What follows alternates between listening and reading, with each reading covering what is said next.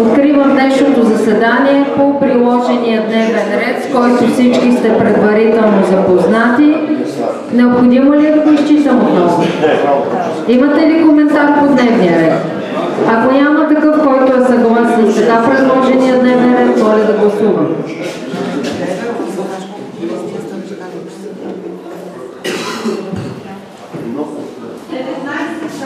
Против?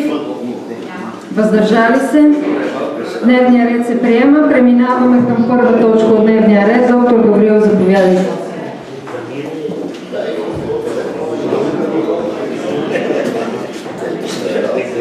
Добро утро. По този докладна. Едно внимание е изложено. Това на Общинския съвет на Община Лом да вземе следното решение.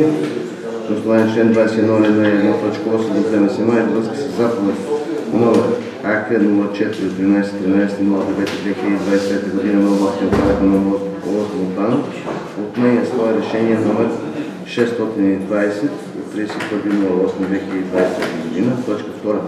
На основание член 14.7 във връзка с алинея 2 от Закона за общинската собственост дава съгласие да се бъде продаден чрез търг и явно наддаване 5 квадратни метра площ обособено гише, първо вляво по коридора в салона на първия етаж, публична държавна собственост, сградата с сертификат от 44238.545.942.12, Община Лом, на улица Дунска номер 12, град Лом, за парични преводи и плащане на сметки и определя начална позначена на месечен наем 50 лева, без ДДС 60 лева с 50, депозит за участие 100 лева, платим по сметките на Община Лом номер БГ34, банковата сметка няма да ги изчитам. Тръжна документация се получава с 407 на Община Лом, 18 трябва да платим на каса на Община Лом, стъпка на даване 2,50. Офертите се подава до областта на Общинската 16 на ден пред който деня на търгът. Във втория търг при наречен условие с 273 след дата на съвета на търга, място на провеждане на търга, след държавна Община Лом. Точка 3. Възлагане на кмета на Община Лом да организира и проведе тръжна процедура за издаде заповед и изключи договор за 10 години с печение търгът на търга.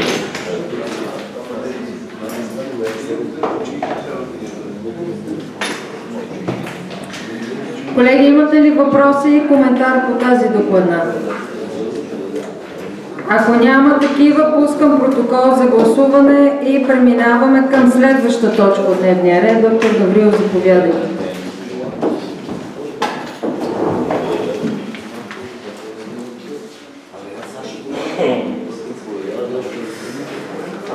Предвид гореизложеното, предлагам Общинския съвет на Община Лом да вземе следното решение.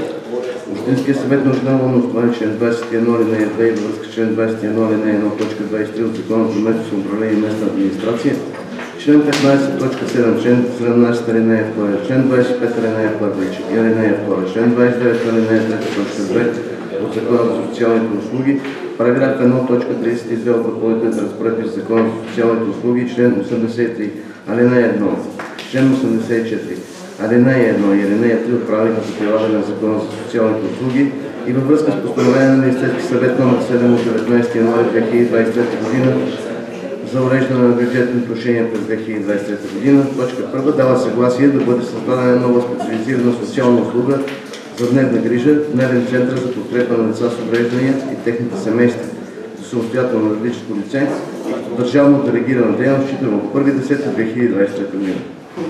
Точка 2. Броят и финансирането на потребителите на специализирана социална услуга дневен център за подкрепа на деца с увреждания и техните семейства са финансово обезпечени с Закона за държавния бюджет на Република България за 2020 година, като същите подлежат на съответно актуализиране при съобразяване на Закона за държавния бюджет на Република България на всяка следваща календарна година и или при друга обоснована промяна на обстоятелствата, която е доказана финансово обезпечена за 30 броя потребители деца. Трето, социална услуга дневен център за подкрепа на деца с увреждания и техни семейства се представя в Община Лом като доставчик на социални услуги чрез специално създадено юридическо лице, което да организира и изпълнява всички дейности, свързани с прякото предоставяне на социалната услуга. Точка 4.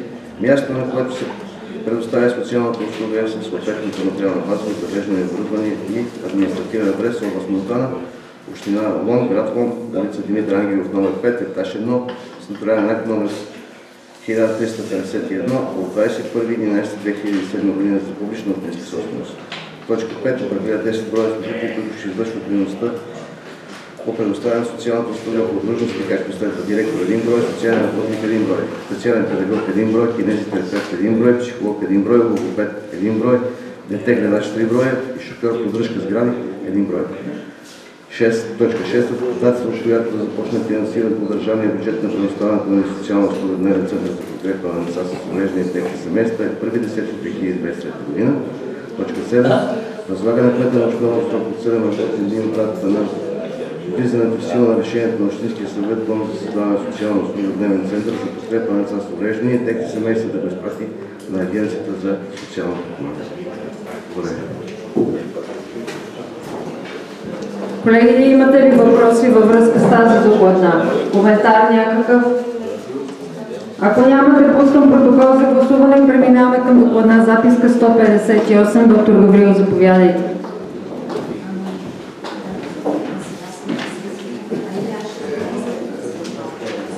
Уважаеми госпожи и господа общински съветници, преди да бъде изложено предлагам да следното следното решение. Общинския съвет на община Лом на основание член 21 алинея 2 от Закона за местното самоуправление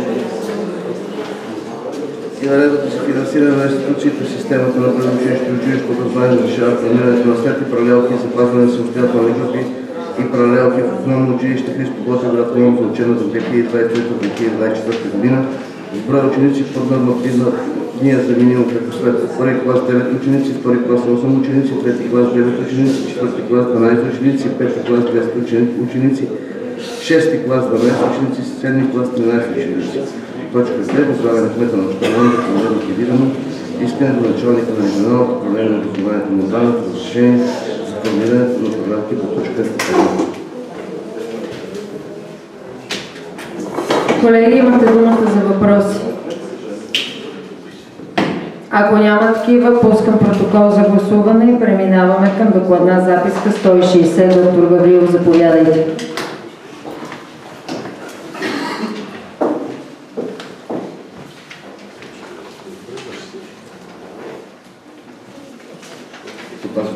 Предлагам Общинския съвет на община Лом да вземе следното решение. Общинския съвет на община Лом на основание член 21 алинея 1, точка 8 от Закона за местно управление и местна администрация във връзка с член 19 алинея 1 от Закона за собствеността и ползването на земеделски земи, член 19 алинея 11 от правилника за прилагане на Закона за ЗЗПЗЗ и Закона за подпомагане на земеделските производители в изпълнение на приложението си по параграф 27 алинея 2.1 от проекта на изключителните разпоредби на Закона за изменение и допълнение на Закона за собствеността и ползване на земеделските земи дава съгласие за възстановяване на права на собственост върху земеделска земя на Георги Трифонов подадено заявление 2566 26 5 служба земеделие Лом и поставено решение номер 01 от 29.02.2001 от Поземна комисия град Лом за възстановяване на правото на собственост земи стари и възстановяеми реални граници в землището на град Лом със следния имот от Общинския поземен фонд, землище град Лом, проектен имот с идентификатор 44238.262.110 площ 1005 квадратни метра, земеделска земя, Лозе, местността Самото, възлагане имот с идентификатор 44238.262.51 площ 3438 квадратни метра.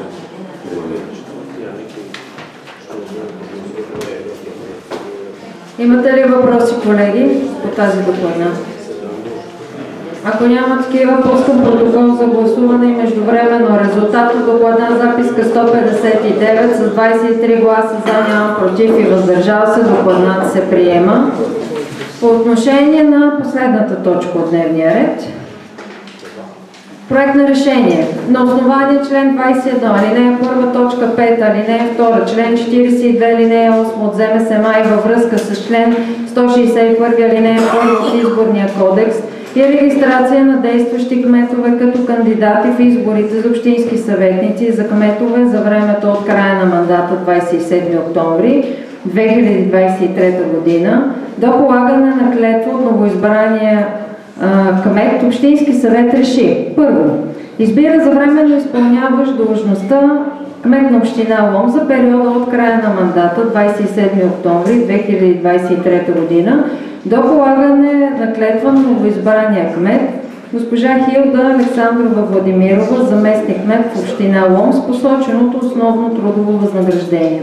Второ, избира за временно изпълняващи длъжността кметове на кметства за периода от края на мандата 27 октомври 2023 година до полагане на клетва от новоизбрания кмет, както следва. Топка Якова Живкова, село Сталийска махала. Петя Димитрова, село Ковачица. Топка Цветанова Георгиева, село Замфир. Теодора Василева Младенова, село Трайково с посочените възнаграждения. Имате ли въпроси по тази докладна? Ако няма такива, пускам протокол за гласуване и очаквам резултат от предходните докладни.